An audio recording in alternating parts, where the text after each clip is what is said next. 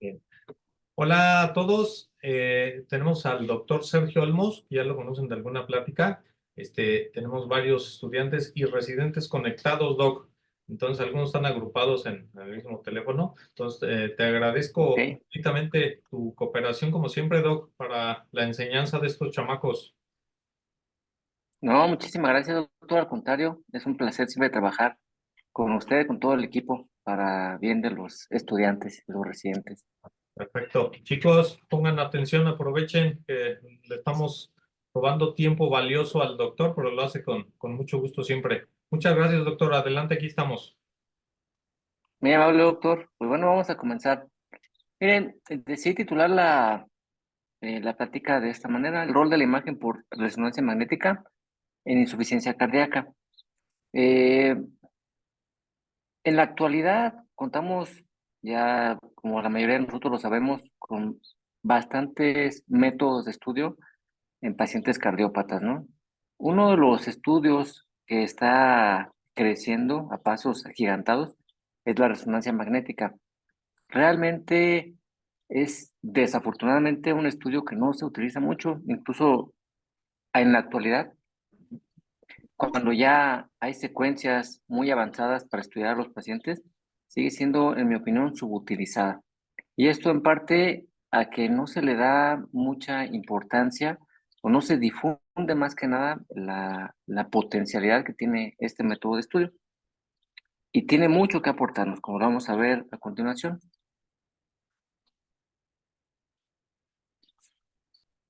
Bueno, antes de comenzar, recordemos, hay que ceder el mérito al que lo merece. En 1972 se comenzaron las investigaciones formales de resonancia, pero en el 2003 Paul C. Lauterbach y Peter Mansfield se hacen acreedores del Nobel de Medicina por el descubrimiento de la resonancia magnética. Eh, Actualmente tenemos estas dentro de las principales indicaciones para llevar a cabo un estudio de resonancia magnética. Tienen en primer lugar la cardiopatía isquémica, que sigue siendo por mucho la condición que más solicita la atención por resonancia magnética, ¿no? Miocarditis, dentro de las condiciones de igual manera. Minoca, Inoca, sí. Ya basta de ver puro video. Ya basta. Ya me estoy acostumbrando mucho, ¿no? Chicos, por Hola, favor, hola. apaguen su micrófono.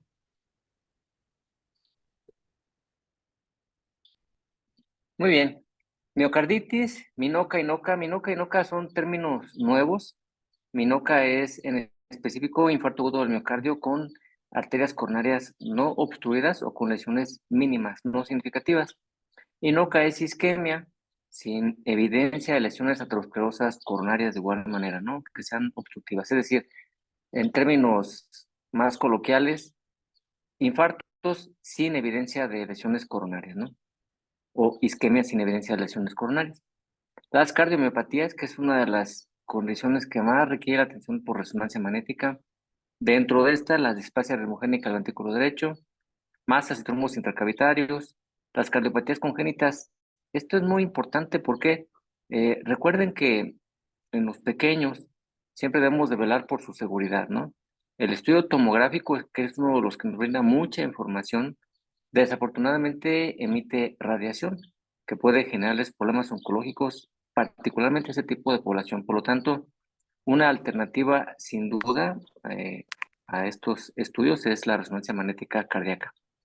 Las valvulopatías, las venas pulmonares cuando vamos a hacer algún tipo de procedimiento como ablación, el pericardio y la disección aórtica son algunas otras condiciones que pueden beneficiarse del uso de la resonancia.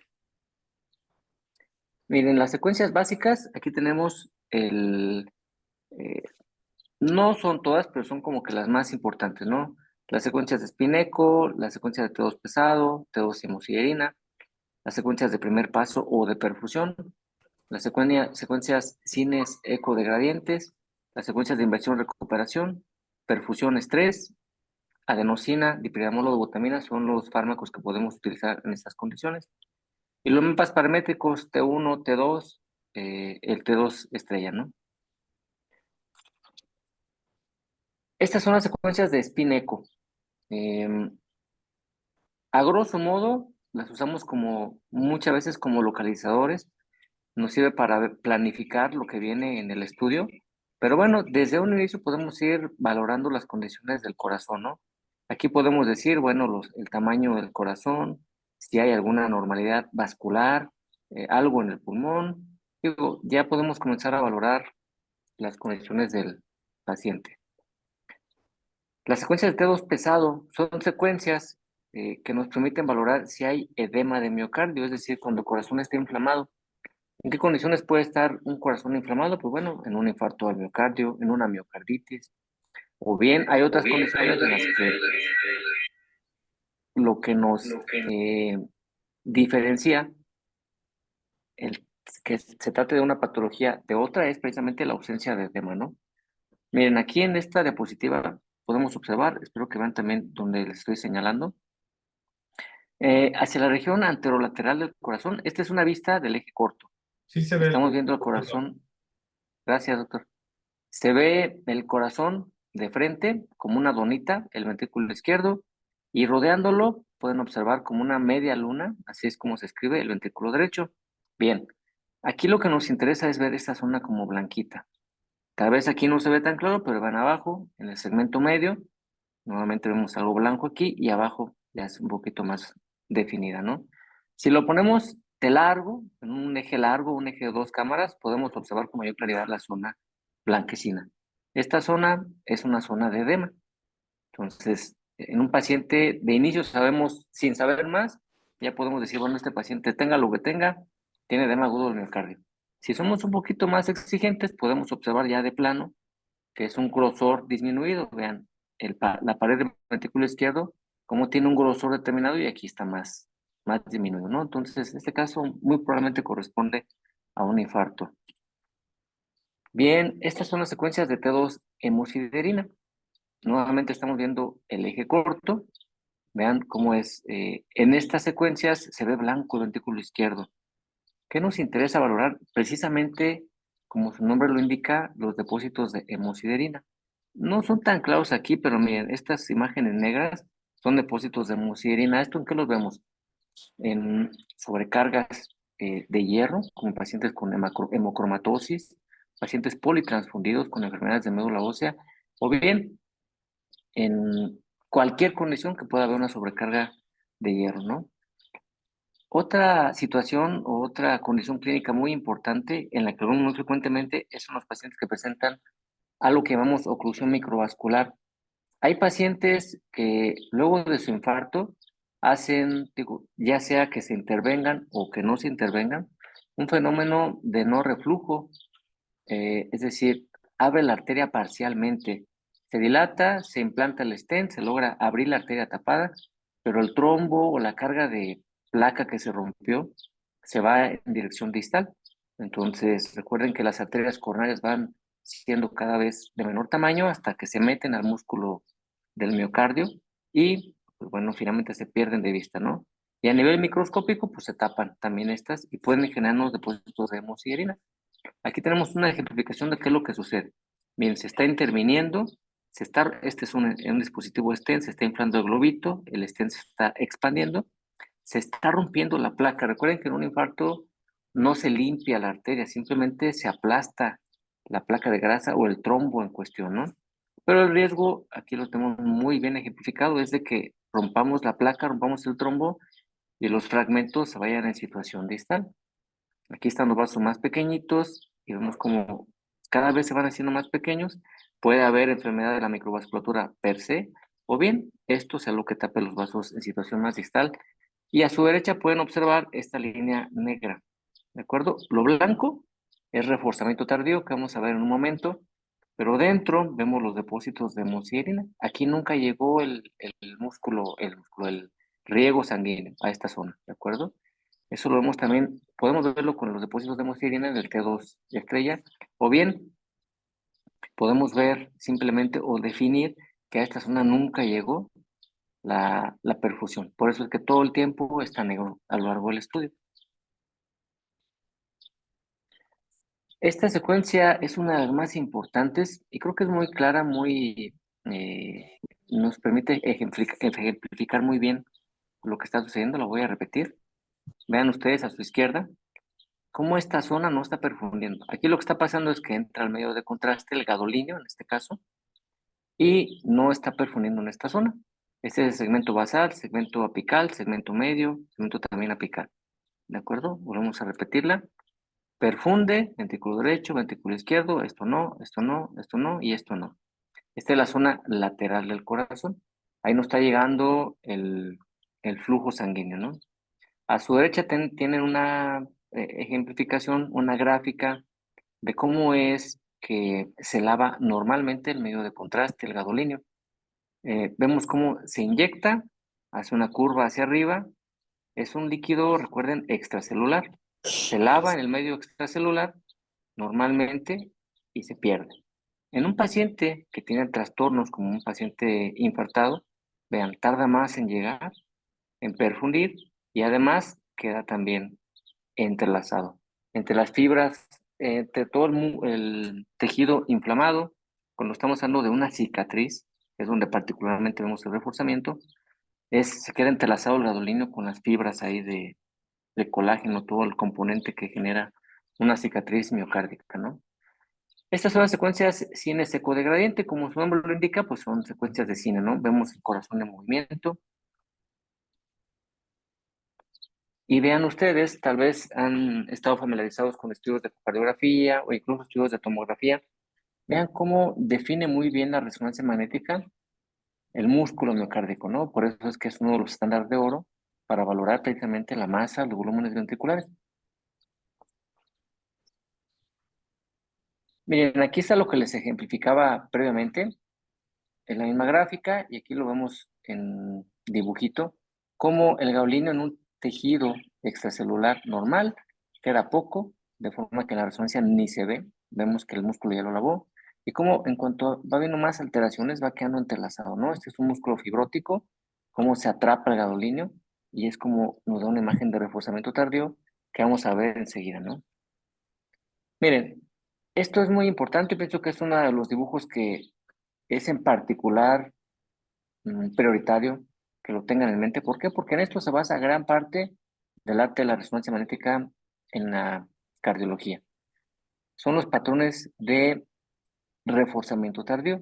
A su izquierda, el patrón isquémico y a su derecha, el patrón no isquémico. En el patrón isquémico, prácticamente tenemos solamente de dos sopas. Uno, el infarto subendocárdico. Dos, el infarto transmural. ¿Qué nos dice un infarto subendocárdico? Que es el que estamos viendo aquí. Nuevamente vemos el corazón en un eje corto, con el ventrículo derecho, ventrículo izquierdo, y vean esta zona blanquecina que no abarca más allá del 50% de esta pared. Esta zona es una zona puede ser un infarto, una cicatriz ya antigua, pero subendocárdica, que no está abarcando hasta el pericardio. Si lo vemos abajo, abajo tenemos una afectación transmural. Vean cómo la zona blanca abarca toda la pared.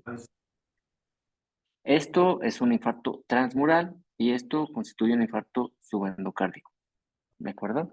¿Qué importancia reviste esto para nosotros? Bueno, simple. Aquí puede ser que este tejido que está acá atrás de lo blanco sea viable. Tal vez no se mueve bien esta pared, pero esto es viable y puede llegar a mejorar si se interviene. Esto definitivamente no. Ya hagamos lo que hagamos, le pongamos un estén, abramos esa arteria, ya no va a jalar esa parte.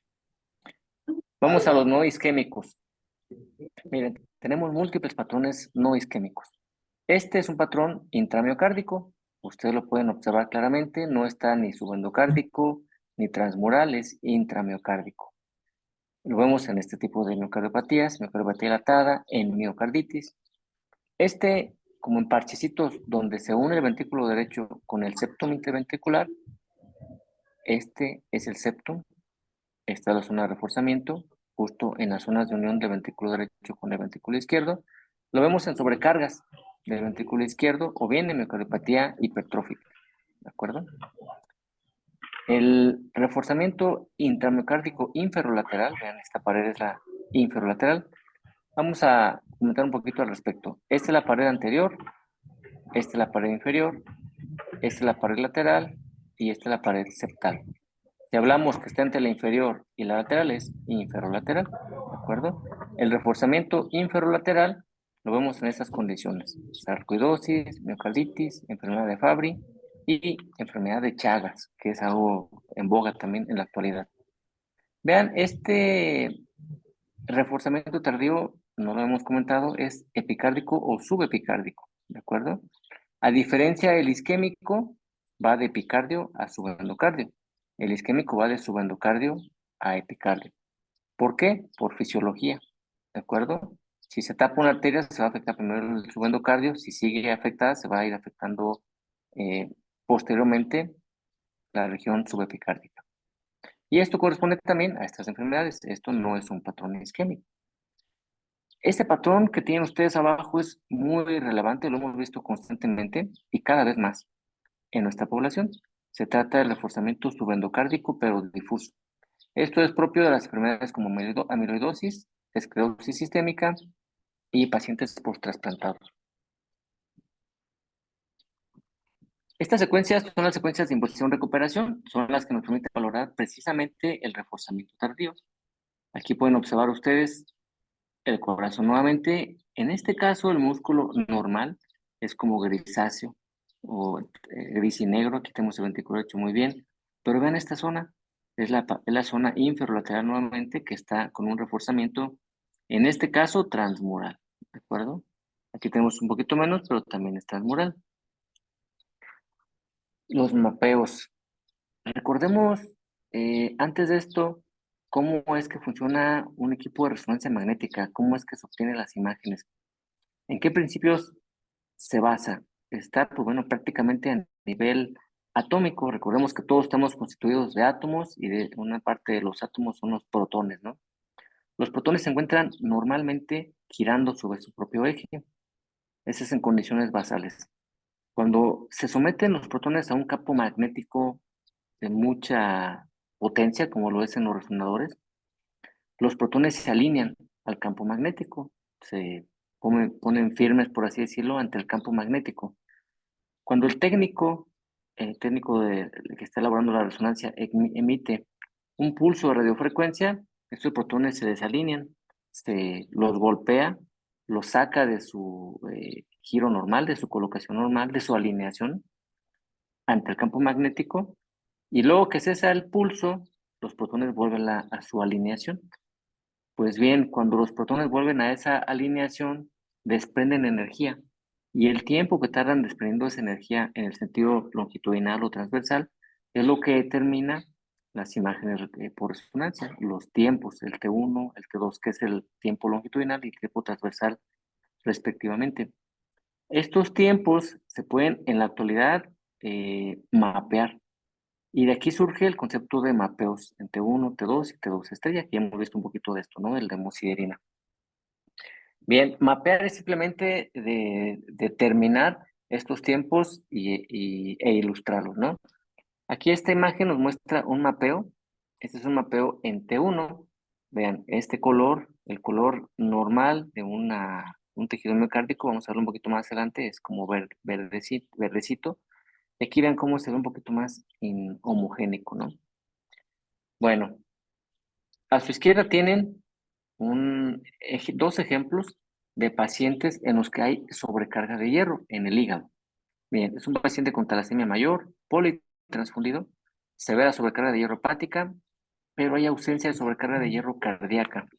¿Qué podemos decir a este respecto? Para que ustedes se queden con este concepto, no se confundan. El tiempo en T2 hemosiderina, entre mayor sea el tiempo, menor sobrecarga de hierro.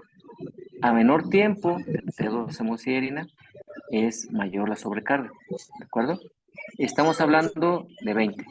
Si el tiempo es menor de 20, hay una sobrecarga importante. Si es más de 10, es una sobrecarga muy importante con riesgo de quedar en falla cardíaca irreversible. Y en tiempos de más de 20 milisegundos, estamos hablando de que no hay una sobrecarga importante. En el caso que les comentaba primero, talasemia mayor, el hígado está muy sobrecargado, pero afortunadamente no hay hierro en el corazón. O bueno, no es relevante. Y en el paciente de abajo es un estudio de un paciente post-trasplantado de médula ósea politransfundido. Hay también sobrecarga de hierro hepática, pero el corazón está bien. No hay riesgo en este corazón. Este es un mapeo en T2 estrella. A su derecha, bueno, son correlaciones con el mapa de T1, pues vamos a ver un poquito más adelante. Miren, ¿cuál es la ventaja de estos mapeos? Estas secuencias no son tan nuevas, pero sí son relativamente recientes. Bien, a su izquierda ven el realce tardío en esta zona, ¿no? Vemos como un reforzamiento tardío. Pero para que veamos un reforzamiento tardío, siempre tenemos que administrarle contraste a nuestros pacientes. Siempre tenemos que administrarles el gadolíneo. Con los mapeos, con las nuevas secuencias paramétricas como son estas, podemos evitar el uso de medio de contraste.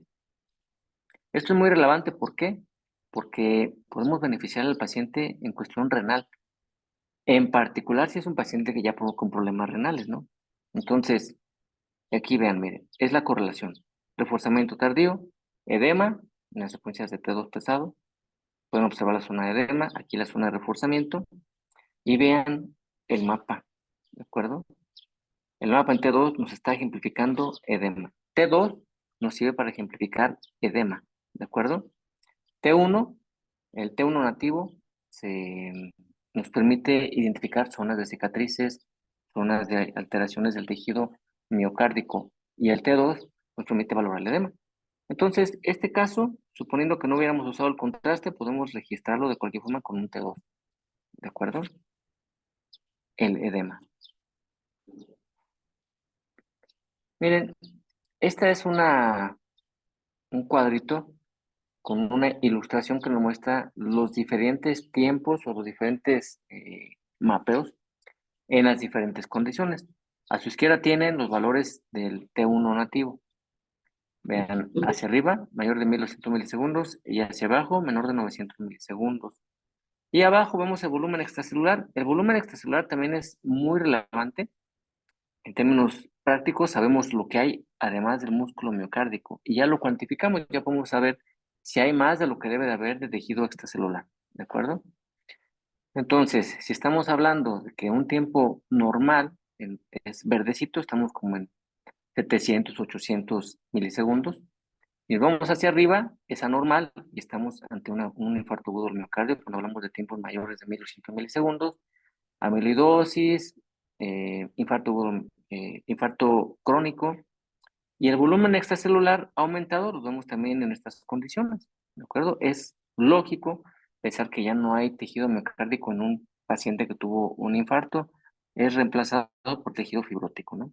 Y hacia abajo también vemos, hay menor tejido extracelular en enfermedad de Fabry, en la sobrecarga de hierro, en la metaplasia lipomatosa, por ejemplo. Ahora bien, ahora vamos a continuar con la imagen por resonancia magnética en falla cardíaca propiamente. ¿En qué nos sirve la resonancia magnética en falla cardíaca? Bueno, por ser un poquito sencillo, diagnóstico, sin duda, en estratificación del riesgo, en la etiología y el pronóstico. ¿De acuerdo? Miren, en cuanto al diagnóstico y la estratificación, ¿qué podemos decir? Pues simplemente que es el estándar de oro en la función sistólica, en la medición de la masa y el volumen ventricular. No hay un método por arriba de la resonancia magnética hasta el momento para evaluar estas interrogantes. Los trombos intraventriculares son otra área en la que nos podemos beneficiar del uso de resonancia. El volumen auricular izquierdo y la viabilidad miocárdica, ¿de acuerdo?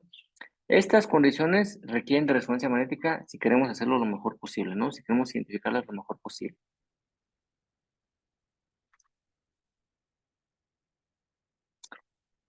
Aquí quise ejemplificarles, esta es una imagen del postproceso que se hace en un equipo, es un equipo Siemens, para medir la función sistólica. Vean, por esto es que la resonancia es el estándar de oro.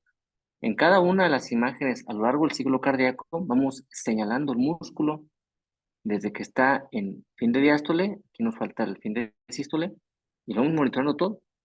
El equipo lo delimita automáticamente, pero hay que perfeccionarlo, ¿no? Siempre hay que estar vigilando que esté delimitando bien el músculo. Es relativamente sencillo, pero lo que quiero que ustedes observen es por qué es el estándar de oro. Mide con toda precisión los bordes del tejido miocárdico y finalmente nos da una estimación muy acertada de la masa y del volumen ventricular, así como de la fracción de expulsión de ambos ventrículos, no solamente del ventrículo izquierdo. Esta es la tabla que nos arroja el equipo, la fracción de eyección, 29.4% en el caso de este paciente, pero también nos da los volúmenes diastólicos, los volúmenes sistólicos. Esto es muy utilizado actualmente en pacientes oncológicos.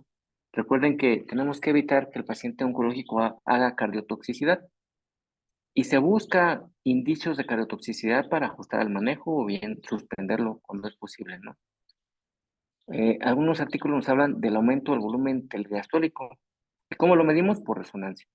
Si el volumen telediastólico aumenta en relación de un estudio previo a otro, bueno, hay que tener cuidado, probablemente el paciente empiece a hacer cardiotoxicidad, ¿no? El volumen sistólico, el gasto cardíaco, la masa, ¿de acuerdo? Y otros parámetros también ya de los patrones de llenado. Entonces, ahora, la etiología. De las preguntas que más nos interesa saber cuando estamos viendo a un paciente, bien, ¿es isquémico o no es isquémico? Esto es una etiología no tan fácil, es compleja. Pero bueno, la resonancia nos permite valorar la isquemia, la presencia de infarto agudo o crónico del miocardio, la localización de este, qué grado de extensión tiene, las alteraciones de la movilidad propias de un infarto también, y la transmuralidad y presencia de obstrucción de la microcirculatura, que es algo de lo que hemos visto ya, ¿no? El pronóstico de la oclusión microvascular es mucho más malo que el de un paciente que no haga este fenómeno. Un concepto muy importante que también quiero que se quede bien grabado es que la ausencia de estenosis significativa en la angiografía coronaria convencional no excluye la enfermedad coronaria como causa de falla cardíaca. Es decir, si tiene un paciente con falla cardíaca, pero no tiene angina y no tiene estenosis importante en la angiografía convencional, no descarta que sea cardiopatía isquémica. Recordemos que la resonancia permite evaluar la microcirculatura, algo que no evaluamos por otro método de estudio, como el ecocardiograma o como la tomografía coronaria, ¿no? El tejido, en sí el tejido. 15% de los enfermos con coronarias no tienen obstrucción significativa. El reforzamiento tardío, permítanme un segundo, con distribución típica de infarto previo es mal clasificado frecuentemente, ¿de acuerdo? La transmuralidad en reforzamiento tardío se usa como un equivalente de viabilidad con la mayor sensibilidad y valor predictivo negativo para la recuperación, ¿de acuerdo? En otras palabras, si un tejido es viable, pues bueno, obviamente el pronóstico es bueno si se revasculariza la arteria en cuestión, ¿no?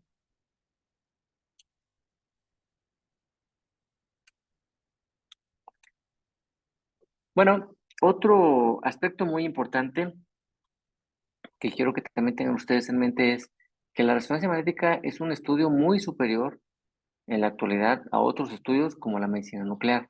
Hubo un tiempo que la medicina nuclear tuvo su apogeo, tuvo su época de oro en la cardiología, pero bueno, todavía se sigue utilizando en situaciones cada vez más especiales, ¿no? ¿Por qué? Por esto. Miren, la imagen por resonancia de perfusión ofrece una excelente resolución espacial, ¿de acuerdo? Recordemos que la resolución espacial es la capacidad de discernir un punto de otro, ¿no? Vean, el voxel es de 3 milímetros de tamaño en el caso de la resonancia magnética.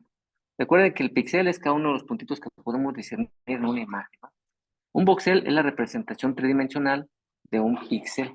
Entonces aquí pueden ustedes observar el voxel de 3 milímetros de tamaño, lo podemos visualizar por resonancia. Y SPECT es el estudio de medicina nuclear de 10 milímetros. Para que podamos ver es 10 milímetros, o sea, no nos permite distinguir voxeles menores de ese tamaño. Y 6 milímetros por PET, que también es un derivado de la medicina nuclear, ¿no? Esto permite, pues, la detección de defectos de perfusión subendocárdicos que otras modalidades de imagen no permiten visualizar.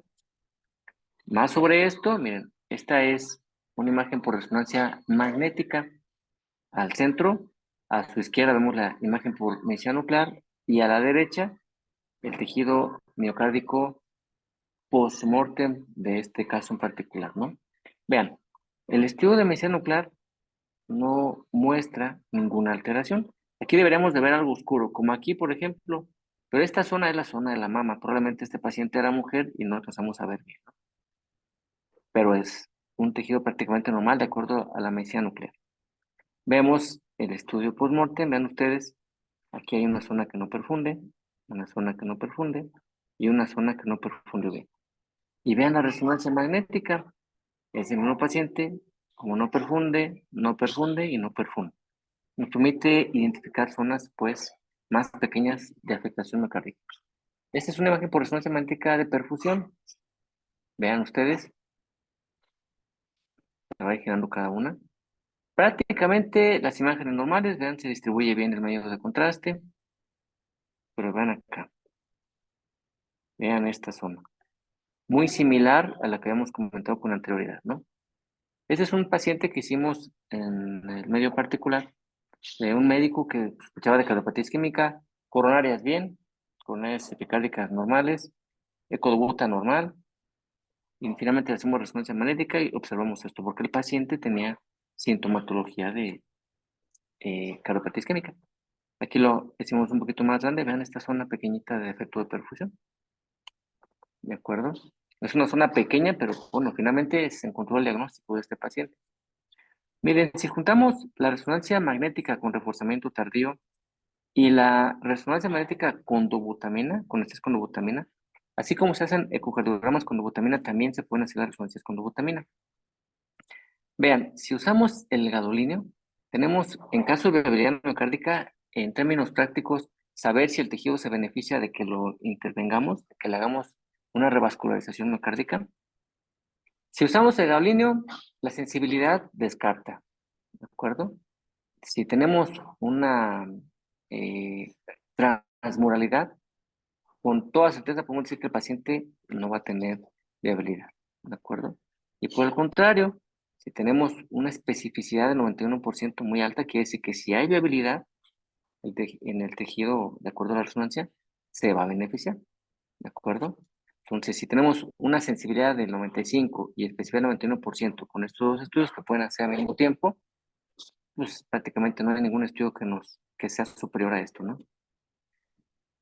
Las miocardiopatías, ejemplos: miocardiopatía hipertrófica, miocardiopatía dilatada, la displasia ritmogénica del ventrículo derecho, el miocardio no compacto y la amiloidosis, que son de las cardiopatías más conocidas, ¿no?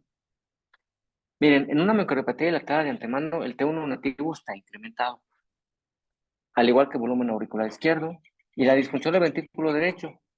Estos juntos son predictores independientes de supervivencia y resultados en insuficiencia cardíaca. Y esto lo hablamos por resonancia. Tenemos un paciente con un corazón grandote, T1 nativo incrementado, volumen auricular izquierdo incrementado, y disfunción del ventrículo derecho, pronóstico malo. Gran extensión de reforzamiento tardío en región media de la pared miocárdica, indica baja probabilidad de remodelado reversa en pacientes con diagnóstico reciente de miocardiopatía dilatada y alto riesgo de taquicardia ventricular inducible. ¿De qué se mueren los pacientes con enfermedad coronaria? Se mueren de arritmias malignas o arritmias mortales, ¿no? Si tenemos gran extensión de reforzamiento tardío en la región que sea, el pronóstico es mayormente malo, ¿no? Este es un ejemplo de una secuencia cine gradiente en la cual podemos observar cómo el corazón se mueve poquito, las 4 cavidades importantemente dilatadas. Este es otro estudio en el que podemos observar también una hipocinesia generalizada del ventrículo izquierdo, que además se observa grueso.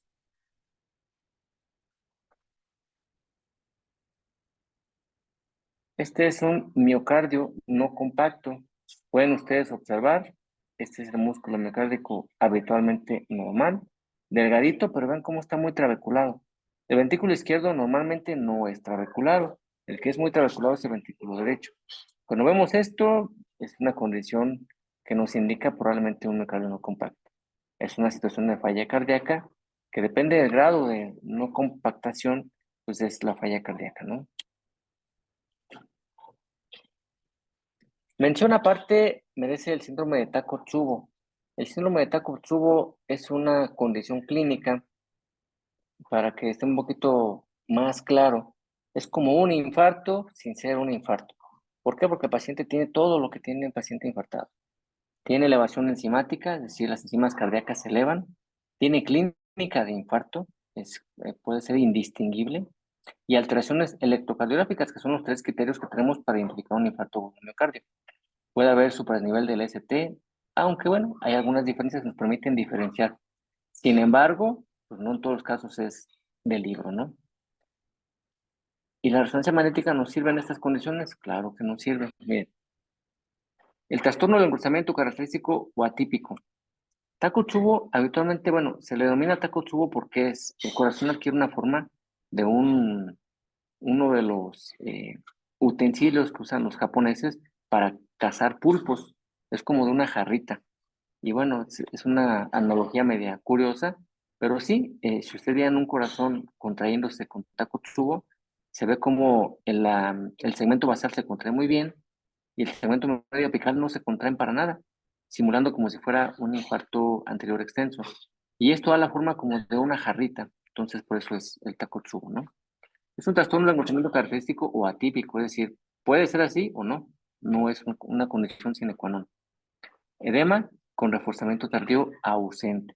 Esta es la característica del Takotsubo. Se recomienda la resonancia magnética a los 7 días porque tenemos que descartar que haya hecho un trombo y que se haya recuperado el tejido miocárdico. Si hay reforzamiento tardío a ese número de días, es más mal pronóstico.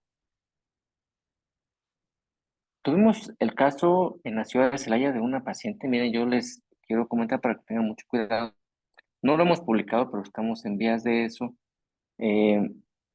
Van 3, 4 casos, para ser exactos, de mujeres. El Takotsubo es más frecuente en mujeres, ¿no? Los casos que hemos tenido acá, 3 de 4 han sido en pacientes mujeres que han estado usando fentermina, que es un fármaco que se utiliza para suprimir el apetito y secundariamente bajar de peso, ¿no? Pero estas 3 pacientes han tenido Takotsubo y el factor de riesgo que comentan o que tuvieron en común es el uso de este fármaco, para que tengamos cuidado. Digo, no podemos asumir un diagnóstico como tal, pero por lo menos en estos pacientes lo hemos visto asociado. El caso que les platico, una señora que por sus condiciones estéticas estaba haciendo sus cirugías, estaba usando este fármaco y pues de un momento a otro empezó con datos de falla cardíaca, progresivamente deteriorada, hizo un coágulo, un trombo, se fue al cerebro, eh, se trombolizó porque estaba a tiempo. Para mala fortuna, la paciente sangró con el trombolítico, es una hemorragia cerebral y finalmente, bueno, quedó con secuelas muy importantes. La paciente vive, pero pues bueno, en lugar de estar pues más presentable, que es lo que ella buscaba finalmente, quedó con muchas secuelas, ¿no? Es por esto muy importante que tengan esto en consideración y bueno, estemos atentos al Takotsubo, ¿no? El síndrome de corazón roto, que aún más en mujeres. La miocarditis, imagen por resonancia magnética, es la modalidad primaria de imagen no invasiva en pacientes estables. Funciona como un gatekeeper, es decir, podemos evitar llegar hasta la biopsia en ese tipo de pacientes. Nos permite la caracterización tisular, valorar las anomalías de la estructura cardíaca, la función miocárdica y nos excluye los patrones isquémicos. ¿De qué estamos hablando? De los patrones de reforzamiento tardío. Criterios diagnósticos de miocarditis: edema, hiperemia y necrosis o fibrosis. Si hacemos una evaluación de las secuencias que hemos comentado, en el T2 pesado vamos a tener edema, no va a haber defectos de perfusión y vamos a tener reforzamiento tardío. En este caso no es reforzamiento tardío porque haya fibrosis, hay reforzamiento tardío porque hay mucha inflamación, entonces se retiene el gadolino de igual manera, ¿no? T1 nativo, alternativa al uso de gadolina. Como les he comentado, es probable que usemos solamente la secuencia paramétrica de T1 y evitemos el paso medio de contraste. El reforzamiento tardío dentro de 5 días de presentación de cuadro es un predictor independiente de toda causa y causa cardíaca de mortalidad. En el caso de sobrecarga de hierro, ya hemos platicado algo. El T2 hemosiderina es inversamente proporcional a la sobrecarga de hierro. Disminuye antes que la fracción de expulsión Por eso es que es muy importante determinar antes el estado de la sobrecarga. Es un predictor de insuficiencia cardíaca y arritmias ventriculares. Menos de 10 milisegundos, como hemos comentado, es un riesgo alto de cardiopatía. Y 10 a 20 milisegundos es un riesgo intermedio. ¿Qué nos permite hacer ahí? Bueno, hay que bajarle, ¿no? Si tiene mucho hierro, bajarle. Si hemos transfundido mucho a nuestro paciente, tener mucho cuidado. Y la terapia quelante oportuna previene la caída de la fracción de expulsión, porque una vez que cae, ya es irreversible. La amiloidosis cardíaca, otra condición que ha crecido también, más que ha crecido, se asume que siempre ha existido en una gran proporción, o no la habíamos diagnosticado como debe de ser. Esta condición muestra un reforzamiento tardío característico y un T1 nativo aumentado. ¿De acuerdo? Si tenemos este reforzamiento tardío y un T1 nativo aumentado, pues agua pasa por mi casa, ¿no? Miren, este es un paciente con amiloidosis. Arriba tenemos las imágenes de 4 cámaras. Vean cómo está grueso el corazón. Esto que se ve acá es derrame pericárdico, ¿de acuerdo? Aquí hay más derrame. Y vean aquí abajo, es claramente visible el reforzamiento subendocárdico difuso. Es el músculo normal, negro, pero como hay un halo blanco dentro, ¿no? Acá también y acá también. La miocardiopatía hipertrófica es otra condición, tal vez estén familiarizados con esta. Ustedes pueden observar aquí el músculo septal, por eso se llama miocardiopatía hipertrófica septal asimétrica. Es el septum el que está más hipertrófico. Aquí pareciera que está menos hipertrófico la pared lateral, ¿no? Pero esta es una miocardiopatía hipertrófica característica. Aquí podemos alcanzar a visualizar en algún momento, vamos a ver si puedo parar.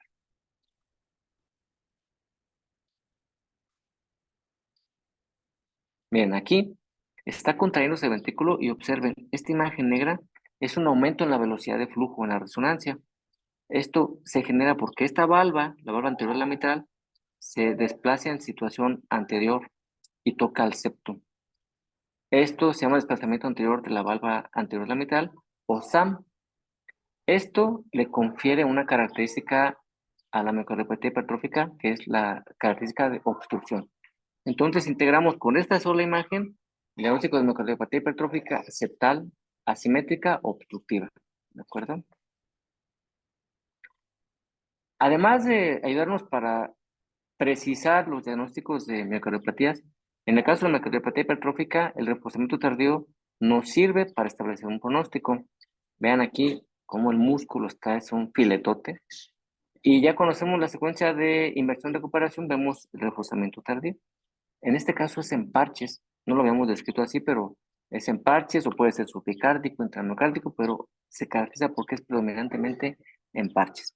Cuando este reforzamiento es más del 15 a 20% en la resonancia magnética, el pronóstico es mayor para el riesgo de muerte súbita. La enfermedad de Anderson-Fabry, un reforzamiento tardío inferolateral basal, el T1 nativo disminuido al contrario de la amiloidosis, y la resonancia magnética es clave en hipertrofia ventricular inexplicada, ¿de acuerdo? Como es este caso. Las guías actuales nos piden medición del grosor ventricular, el índice de masa ventricular y el reforzamiento tardío para guiar la terapia de reemplazo hormonal en el caso de esta enfermedad. Algo que merece mención aparte es la cardiotoxicidad. Aquí tenemos los diferentes agentes de quimioterapia que pueden dañar al corazón. Menciono que los niños son supervivientes a largo plazo. ¿Esto qué quiere decir? Estamos viendo pacientes que en su niñez fueron sometidos a tratamientos con quimioterapia. Entonces, estamos viendo las consecuencias de la cardiotoxicidad en pacientes ya adultos, ¿no? Y tenemos que tener en cuenta que los niños van a ser supervivientes a largo plazo. Depende de nosotros establecer un buen tratamiento y evitar la cardiotoxicidad. En una cohorte de St. Jude se estableció que el eco 2D superestima la fracción de expulsión en un 5%. ¿De acuerdo? Además de que el 11% son más clasificados por métodos de 3D, es decir, recuerden que hay criterios para establecer cardiotoxicidad. Y si la FEBI por eco varía o puede equivocarse en un 5%, eso puede ser suficiente para hacer un mal diagnóstico. La fracción de expulsión del ventrículo izquierdo y el volumen por 3D muestran menor variación. Aún no es suficiente para confiar en cambios del 5%. En conclusión, si ustedes tienen pacientes que sospechan cardiotoxicidad, les pueden pedir su ecocardiograma. Pero yo creo que en nuestro medio ya es muy difícil que no haya un resonador con el que no podamos evaluar la función ventricular.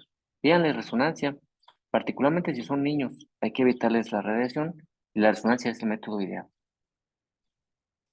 Bueno, para finalizar, nos fuimos rápido.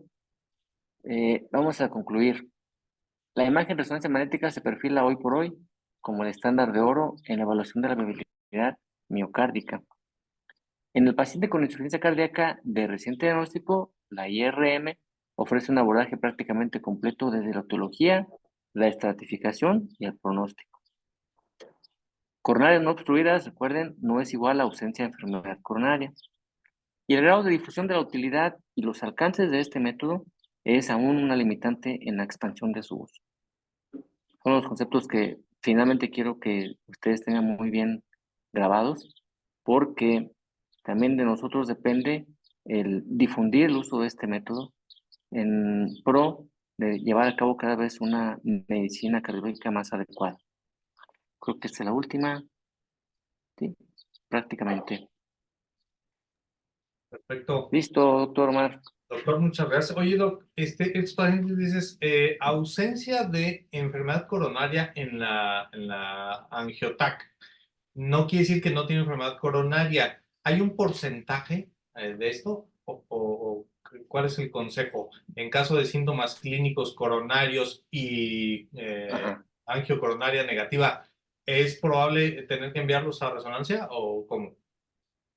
Sí, mire, porcentaje no lo desconozco, si hay un porcentaje ya bien establecido, pero lo que hacemos es eso precisamente, doctor.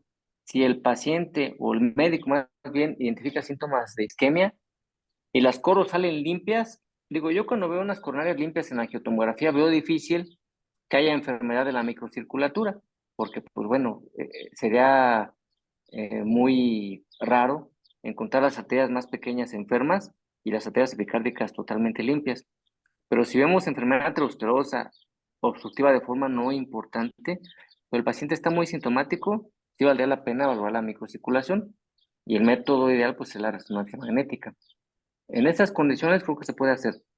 Hay algunas escalas que de hecho nos ayudan a definir esto, qué pacientes son los que pueden beneficiar más de otros estudios más adelante en la angiotomografía coronaria, ¿no? Pero a término grueso, podemos decir eso.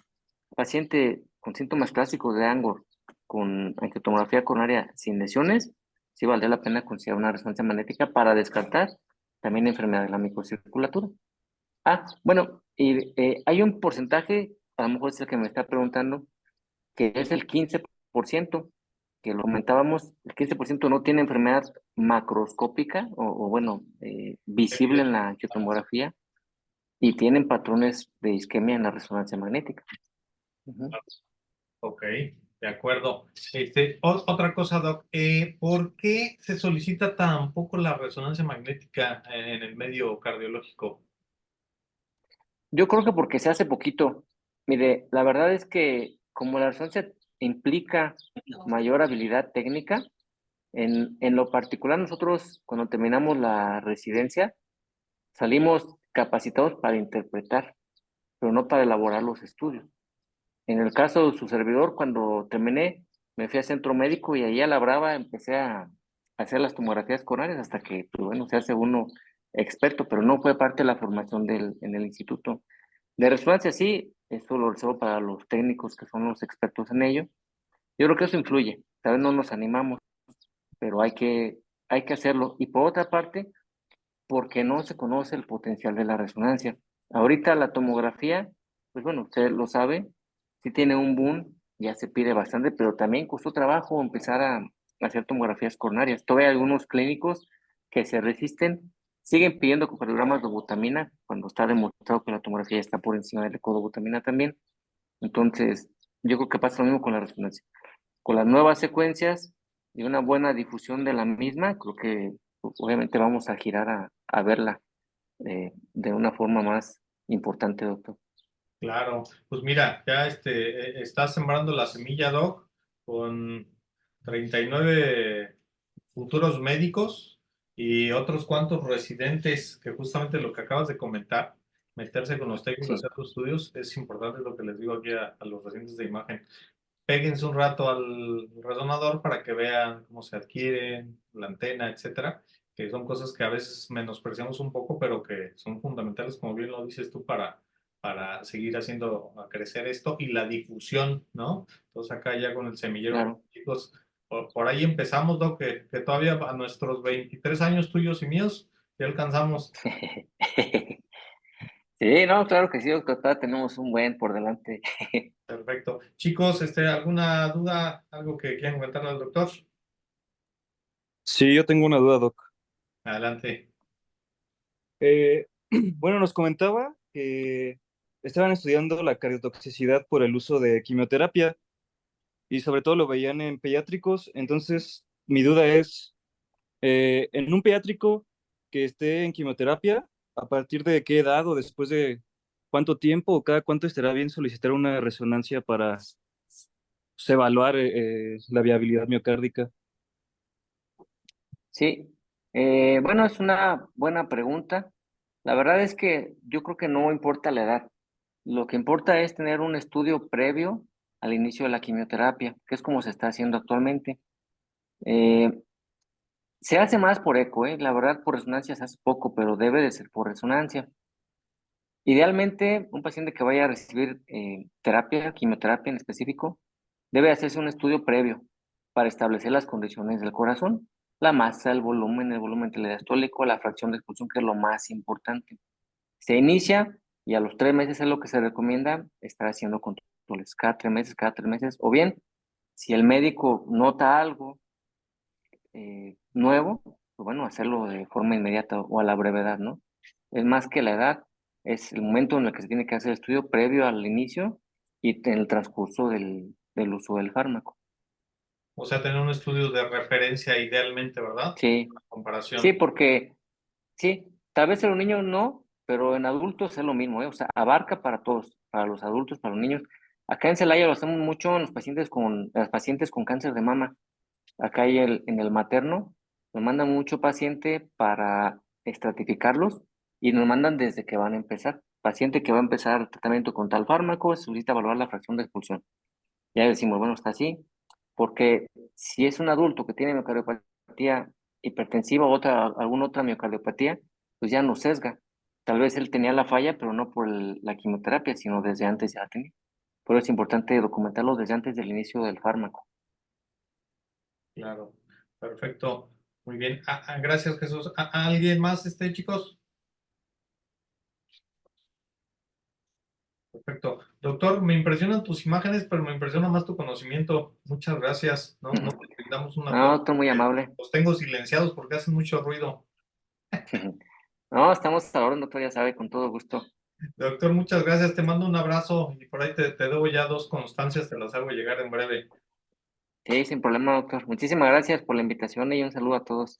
Te agradezco mucho, doctor. Buena tarde a todos. Bye, nos Adiós, chicos. vemos. Nos vemos mañana. Muchas gracias, nos vemos. Gracias, doctor. Gracias, nos vemos. Gracias, doctor. Gracias. Gracias.